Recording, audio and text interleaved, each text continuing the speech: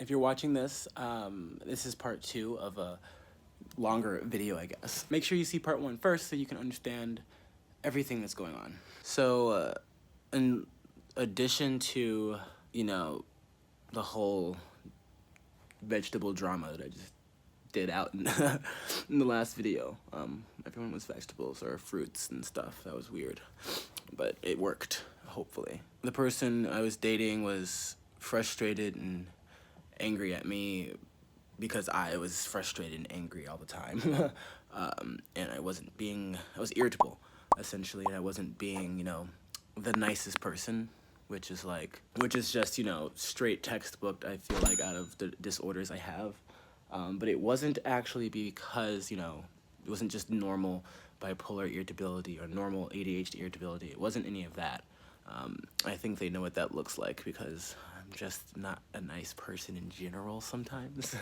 But I've been working on that, really hard, I think. The stuff that I'm talking about is more so in reference to a long series of life events that have just turned my world upside down in the last 9 to 10 weeks.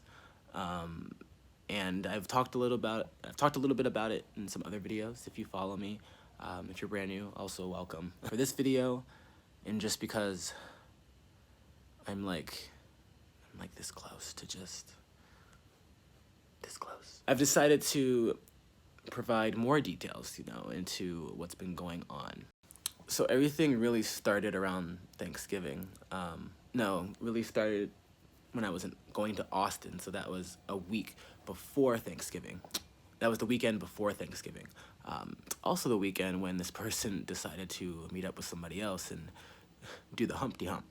So, started then, actually. Anyway, I found out that I would be switching, basically, my job functions, and not just, a normal switch, not just a small switch, on a project already or doing a task. It was a giant switch in terms of departments, essentially. And I'm now, or I was in training for software development, and coding and different systems and all of that, which I was doing marketing before. So huge switch. That's all I have to say about that. Was not my decision, actually. I would rather not be doing that. But that was the start of it. So that kind of put me on edge already, and having to go through training for 6 weeks. So the following week, that Thanksgiving, my grandmother actually went to hospice, because, well, she passed away. She just was older and her body just gave in. So of course that was really sad and heartbreaking. It's sad now because it's I keep forgetting that she's not around every time I go to my dad's house, and I'm like, that's right, grandmother's not here. It feels weird.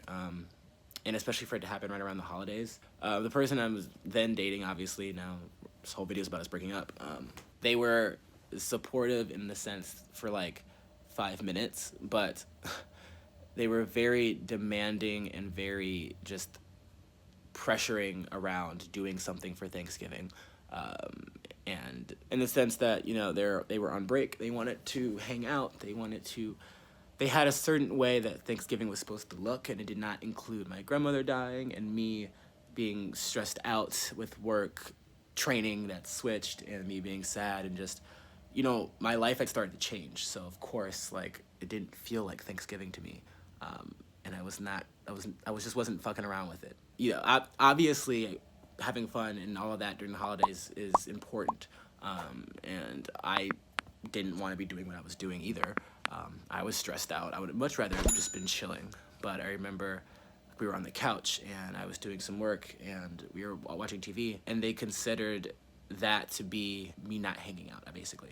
Their idea of me, in order for me to satisfy what they wanted, I had to be laid up with them on the couch, not if they're down there and I'm right here.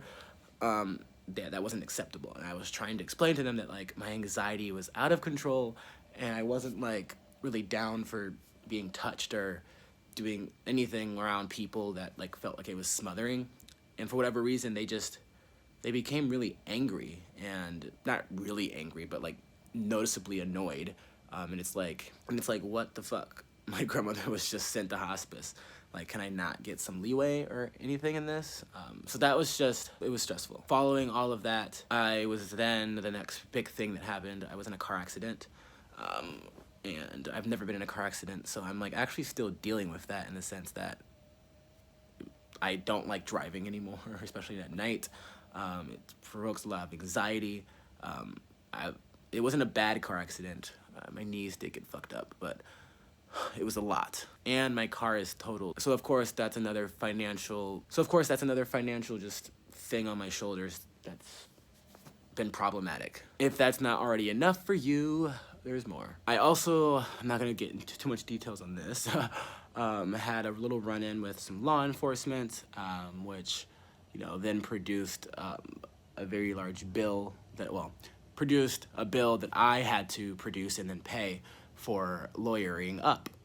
So that wasn't great either. All of this happened within like just the last few weeks. And through all of this, you know, my grandmother passing away, the law enforcement thing, the lawyering thing, the car accident, all of that. I'm still in work training, so I'm still having to learn completely new information that I don't really have a background in. Like, I'm not a math person. So it was just very stressful on me, and a lot was going on, and it's still very stressful. Like, things are still kind of pending and going on from that. Not to mention that on top of all of that stuff, I was already dealing with, you know, the hypomania that I had been experiencing throughout the year and the consequences from being hypomanic, so namely financial consequences. This just added to it, the car, the lawyer, just everything just kept on piling and piling and piling up. And remember, I was talking about in my last video, this person came back to Atlanta to spend time with me for New Year's so that we could have a holiday together. And it was supposed to be this great thing. Obviously, this was all decided before the car, before the law enforcement, before the lawyer, before all of that. So when they came, I wasn't expecting to be busy. I wasn't expecting to be tired. I wasn't expecting any deviation from our plan. But of course, as with always with me, unfortunately, because nothing can go right, the plan was deviated from. Essentially, we didn't do anything for New Year's. We weren't really supposed to do anything but stay up and just kind of be together and hang out, and that didn't happen. I actually fell asleep at like 8 p.m.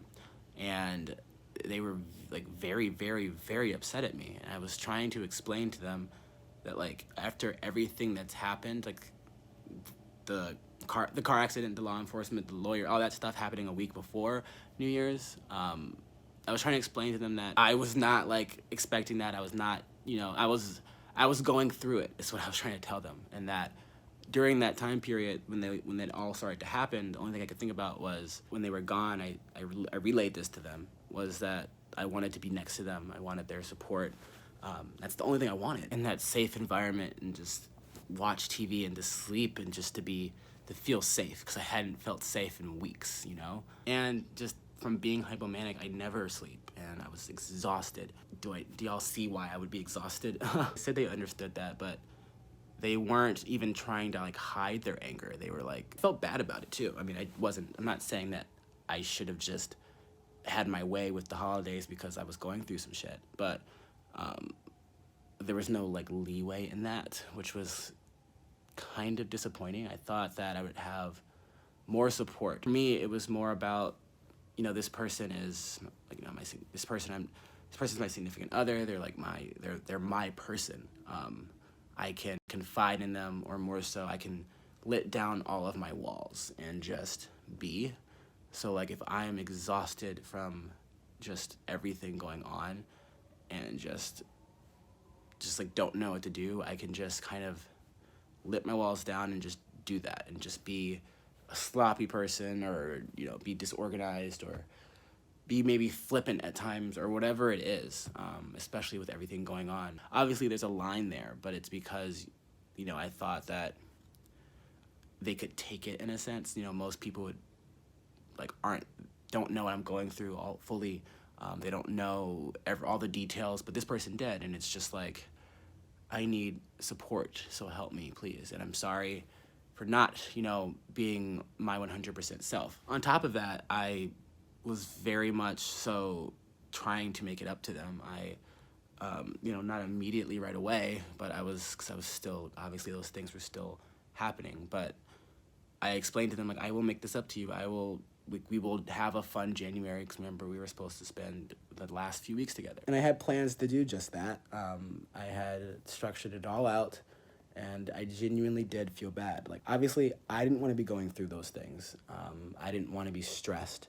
It's not like I was lying about the stress. And because of everything that was going on, I was stressed out and didn't have time to do it during the dedicated time slots, or like, during the day. So I was forced to do it at night, and it sucked. But it's not like I wanted to do that. It's not like that's what I was choosing to do on purpose. It's what I had to do. And it was only over the course of a few weeks, and it's like this person just, I didn't feel very supported. And I feel like I was made to feel bad about it, when in reality, it's like, okay, yes, I do feel bad about it, but I don't feel as though you should be making me feel that bad. Oh, yeah. And on top of a lot of shit's happened, y'all. On top of that, my father got COVID in December. And my father, he has ALS. So it was, not super scary for me, because he seemed like okay, but it was touching. He got really sick. So that was just in the back of my mind. My grandmother had passed away, and my dad got COVID like a week afterwards. So it was like what's going to happen to him? So, like, I totally understand that it's not okay for me to use my mental illness to say that it's okay to be irritable at people and to be mean and to be nasty, but I don't. Number one, a lot of the times that, it was pointed out to me that I was being mean and irritable, I didn't even realize I was being mean and irritable. Like, everything was moving so fast. I had so much on my mind. I was trying to repair everything so that, number one, I can have a life. Number two, I would be able to then spend time with this person later on in January and do all the fun things and just have a normal life. But I had to do the work. They didn't tell me. They never told me during the times in which I was being irritable, or during the times in which I was just being a pain. It was always afterwards, and it was always kind of a while afterwards. And then when I found out, I was like, oh, I'm sorry, but I didn't know this. I had no idea. And I think they kind of get that, but it's frustrating because I guess normal, quote-unquote, normal people would totally understand and see the clues and just get it. Unfortunately, sometimes I just don't. And I have a video on that as well if you're just curious as to what I mean. But yeah. They didn't tell me, they never told me during the times in which I was being irritable, or during the times in which I was just being a pain. It was always afterwards, and it was always kind of a while afterwards. And then when I found out, I was like, oh, I'm sorry, but I didn't know this. I had no idea. And I think they kind of get that, but it's frustrating because I guess normal people would totally understand and see the clues and just get it. Unfortunately, sometimes I just don't. And I have a video on that as well if you're just curious as to what I mean. But yeah, while it was definitely a sucky situation for them, I just feel as a significant other was not fair on my part. I was going through a lot, and I still am, which is even more concerning because when they broke up, or we weren't technically official yet, so when they said that they were just done with this, they didn't say it that way. They said it very specifically, as in, I don't think that I can do this, and that I think that we need some time just to slow things down, and I think that you need to get your life in order because you have a lot going on. And while that's not what I wanted to hear, because I would much rather have heard, hey, I know things have been hard for you, like, can you maybe do these things, or like make sure that you're really focusing on these things for me because this is what I need, and I could have done that, but then I also wish they would have told me, like, I'll support you, like, it's us in this. I know everything sucks, but that's what I kind of thought they were coming back early for as well, not just to have a fun time and to do things and to spend time together, but to support me and everything that was going on. So I told y'all that we were supposed to be spending the next few weeks together, and I was supposed to be making it up to them how I treated them over New Year's. They actually ended up getting sick, and so they couldn't come here, just the whole COVID thing, blah, blah, blah, blah, blah. We talked about quarantining together for a while, but then my roommate was leaving. There's a lot of logistical items that came up that made it so I was at my place for a while and they were at their place for a while. But even so, we still checked in with each other and talked. We talked on the phone. We still talked. And then that just slowly decreased over time. I thought it was because they needed space. I thought it was because this is the space that they were talking about taking. You know, I was getting my life in order and they were, that depreciating communication turned into being us not talking at all. And that's primarily because the conversations just got to be one word answers, and they were almost dismissing me in a sense. You know, I would say something and they would say like, great, thanks. So I took that as a hint as, you know, maybe I should pull back a little bit more. This is embarrassing, but at the time I only had like $15 to my name. And I went to go get them tacos, and I got enough tacos for both of us technically. And I thought like, you know what, I can just take these over there and surprise them and we can eat tacos together. They didn't answer my phone calls like at all that day. And their excuse was that they were on the phone with a friend, which I was like, okay, cool. You know, your friend at home, you know, you don't have anything else to do. Sounds like fun, FaceTime or whatever. But then when I got there, you know, it was they never said can't come in, but they were very much so like, thanks for the tacos, like peace out, like get out of here, I have to go back inside. It was then that I was like, okay, that's weird. Looking back at it now, I really, really hope they weren't talking to whoever they're dating during that time / had them over during that time, because that would be really shitty feeling. And I was under the impression that I was supposed to be getting my life together to come back and make us stronger. Clearly, though, that was not their interpretation. I didn't even know that they went to Florida. I found that out from my friend. She sent me a text. She sent me a text message, and she was saying, I thought they were sick or whatever. And I was like, yeah, but they got, yeah. And I said, yeah, they probably got better though. And then I thought it was weird that I didn't see that they were in Florida, and that they didn't text me that they were in Florida, or text me at all. And then I went to go see their story, and I was like blocked from the story. So that was like, okay, like what the fuck? But of course I just took it as being, they're still upset, they're still taking some time, let them have a fun, amazing time in Florida, let them just be awesome. By this time, and also good news, by this time though, and also just good news in general, my life has turned around. It's still hard, it's still going through stuff, but it has turned around significantly in the sense that my financial troubles are almost gone. And I paid off like this $4,000 credit card bill that I had to pay off. I have a lot of time now to do things, and I'm not as stressed and scared about what's gonna happen for the future, and I'm not like, it's not how it was in December by any means. So I did what I was supposed to do. I was fixing my life so that we could have a happier life together. And then the first thing that I hear back from them, because they weren't answering my phone calls once I knew they were back, because I'm like, okay, classes have started, why haven't they reached out to me? Which is what I thought they would have done. I was giving them space. So I called them like one day, they didn't answer. I thought maybe I'd get a text message. So I was like, okay, give them more space. Called them again the next day, no answer. So then I was just like, what the hell is going on?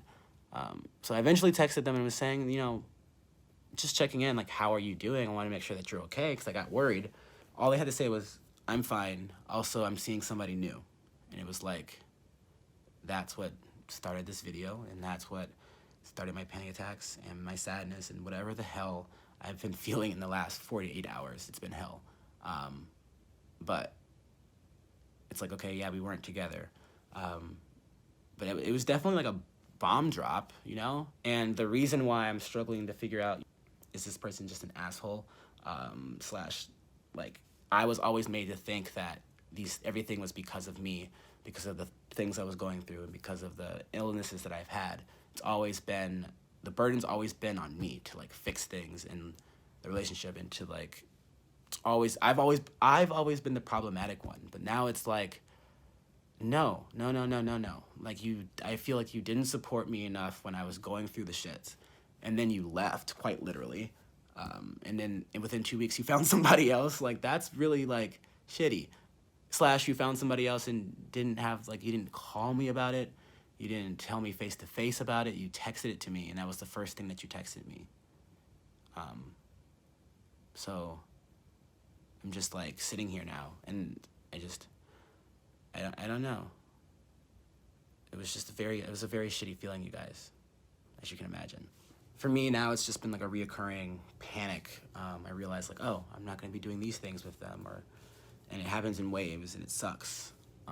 Regardless if it's the, fake infidelity or them not trusting me for whatever reason that's unsubstantiated, or me being, irritable and just being busy and not giving them enough time. All of that has definitely been a problem before December, before Thanksgiving, but we were in a really, really, really good spot, and we were having a great time, and we were building on that. And it doesn't happen overnight, and I thought that we both understood that. Furthermore, it's like we've been through so much worse, and we've been able to talk it out. I don't know what to think, or if I should even be thinking about it at all. Long story short, I wasn't really just trying to give y'all my life story here, or just tell y'all this stuff, but be careful when, people say things about your mental illness, or, make you feel some type of way. For the longest period of time, I always would blame myself. I'm still blaming myself, literally, but it's kind of true. If I didn't do certain things, then maybe this wouldn't have all happened, But if I didn't do those certain things, then I wouldn't be taking care of myself. And if I don't take care of myself, there is no me, and there is no us. So it's living with mental illness. It's hard in the sense that I guess I can expect people to walk me through it, or walk me through the hard times all the time and be there. It is a lot to ask of somebody, I do understand that. It's a lot to ask. All the shit that was going on, it's a lot of shit, which is probably why they were like, you need to get your shit together, and then I'll come back, or we'll figure it out. I just was not expecting it to be like this in 2 weeks. I just don't even want to do anything now, because there's no one to do it with. My roommate, he moved out. I don't have a relationship anymore. I have friends, obviously, but it's just I feel very, very lonely. And I'm just in this, I have my dog, I love Shy, and we spend time together, but it's very lonely. And knowing that they're out living their best life with somebody else, it makes it even worse, because I'm here, waking up alone. I just don't even want to do anything now, because there's no one to do it with. My roommate, he moved out. I have friends, obviously, but it's just I feel very, very lonely.